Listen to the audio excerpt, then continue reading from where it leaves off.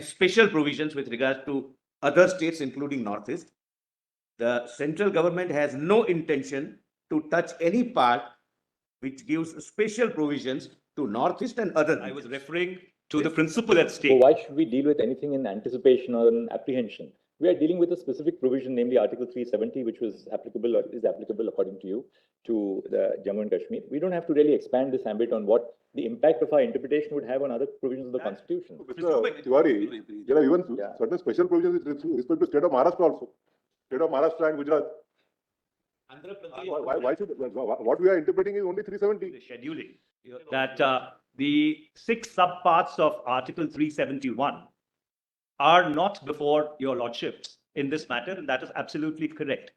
However, the underlying principle of autonomy in Article 370 and 371 is more or less the same, and so therefore, what your lordships will hold in this matter, either way, will have implications on Article 371, and that is what I am here to respectfully point out. Your lordships, the Constitution of India, in addition to being a politico-legal compact, also served as a national security instrumentality in terms of unifying the periphery of India to the hinterland, because national security is not merely the use of the hard power of the state. Your lordships, when the British were ruling India, they actually managed the periphery through a process of treaties. And since there is a paucity of time, I will not lead your lordships through the various treaties in the northwest and the northeast of India. But independent India needed to manage its periphery, its realm, through constitutional guarantees. And the reason is because they were managing an empire and we were building a republic. And that's how Article 370, which applies to Jammu and Kashmir, which is a periphery state, Article 371, the 6 subparts which apply to the northeast, and the 6th schedule of the Constitution, which applies to Assam, Tripura, and Meghalaya, becomes relevant and germane in this matter. And may I very respectfully point out, your lordships, that even a slight apprehension in the periphery of India can have serious implications, and your lordships are currently dealing with one such situation in Manipur, and I will not belabor that point further. Before I come to the northeast, your lordship, I just wanted to point for the interruption. Kindly give me a minute indulgence, and I have instructions to say this. But we have to be very, very responsible in assisting your lordships, and we must understand the difference between temporary provision, which is Article 370, and special provisions with regard to other states, including Northeast. The central government has no intention to touch any part which gives special provisions to Northeast and other regions. This submission would have a very potential mischief, and therefore I am interrupting and making it clear. Let us confine to a temporary provision for Jammu and Kashmir. Rest are special provisions, not temporary provisions. So there is no apprehension, and let us not try to create that apprehension. I am not putting that apprehension at rest on behalf of the central government. Your lordship, may I very respectfully point out, I was not referring to the current central government. I was referring to the principle at stake. So why should we deal with anything in anticipation or in apprehension? We are dealing with a specific provision, namely Article 370, which was applicable or is applicable, according to you, to the Jammu and Kashmir. We don't have to really expand this ambit on what the impact of our interpretation would have on other provisions of the Constitution. Your lordship, may I respectfully point out. There is also another thing in what he says. This is the special provision. 370 is stated to be a temporary provision. Of course, the councils have argued it is not temporary, that it was temporary in the context of a assembly. All those aspects are the interpretation of 370. I think 371 is something which we should get into in these proceedings. And particularly once, as a constitutional principle, the Solicitor General is informing us that the government has no such intent. Why should we apprehend that, this is what the government is about to do in other parts of the country? That's not before us, and I don't think we should really enter into that terrain at all. Your lordship, may I respectfully point out, you're absolutely correct, with regard to the broader impact of, say, the abrogation of a state into a union territory. What could be the fallout in other parts of the country? Certainly that point has been made, that's present to our mind. But let's not now place specific focus on Northeast, that you will probably do this in the Northeast. I think the apprehension is allayed by the statement which has been made on behalf of the government.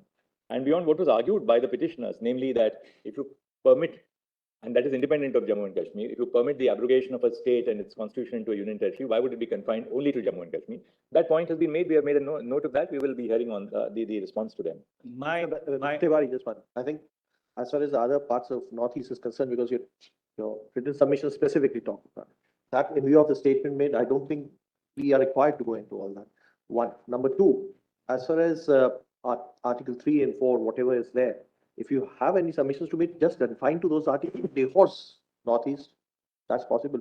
But otherwise, we are dealing with only 370 and the Article 3 and Your Lordship, I am extremely cognizant of what has fallen from your Lordships. And I will try and confine my arguments to the constitutional interpretation, primarily because you were absolutely correct that while Article 370 has a subheading as a temporary or transitional provision, 371 and the rest of the provisions also have a subheading as a special provision. So therefore, I'm not trying to equate temporary, which has been argued as permanent, with special provisions, but the underlying principle of autonomy, which runs through 370 and 371, is the same. And that's the limited argument that I want to make. So, Your Lordship, before I go on to the arguments with regard to the Article 3 and 4, may I very respectfully point out that Mr. Tiwari, there are even certain special provisions with respect to state of Maharashtra also. State of Maharashtra and Gujarat. Why should, what we are interpreting is only 370. Your Lordship is absolutely correct, and that's why. See, the interventionist basis is intervention only on one principle. And that is 371. Once we are not touching that, what does the interventionist have to say in this? And Mr. Tiwari, ultimately, you have nothing to say on Article 370. So then why should we hear? Your Lordship, may I just make a submission with regard to 370, and then, I will try and make a submission as your But Lord there's Justice nothing that Patna you have said with formulated regard in to your Article submissions 3 on and 4. 370. You have not formulated anything in your submissions on 370. Your Lordship, there is a submission on 370 in our written submissions. Let us In read fact, that and then we can close on that.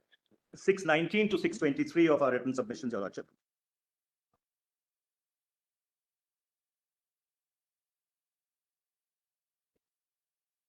With respect to different areas, different. There is no conflict. 378, when Your Lordship, 8, may I different, speak? 378. Completely. Your Lordship, may I be?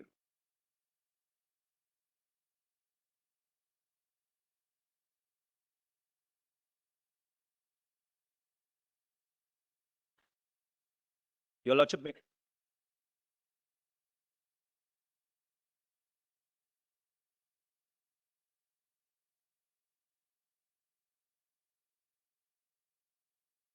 I make a submission with regard to 370, and then I'll go on to Article 3 and 4, which we have formulated in Mr. Tiwari, what we'll do is we'll close your IA by taking the statement of the Solicitor General on the record, and we'll just close the IA right now, so that there's no ambiguity left in on the adjudication on the IA or in the position of the union government on any of the states in the Northeast. Well, your Lordship, if your Lordships on the statement which has been given by the union would like to close the IA, I have absolutely no objection to it. But may I just make one submission with regard to 370 with your indulgence? And that, That's not what the applicant has come for. Applicant has come with some other basis. Whatever apprehensions may be in the mind, which was not subject matter here, is also allayed by the statement. Why should we, in these 370 proceedings, take up, you yourself says it's a very sensitive area. Why should we take We'll up? just say that the applicant, urging their submissions through Mr. Manish Tiwari, Learned Counsel, has urged that apart from the provisions which are contained in Part 21 of the Constitution pertaining to the state of Jammu and Kashmir, there are special provisions in the Constitution governing the Northeast in other the state same part. There's no his submission.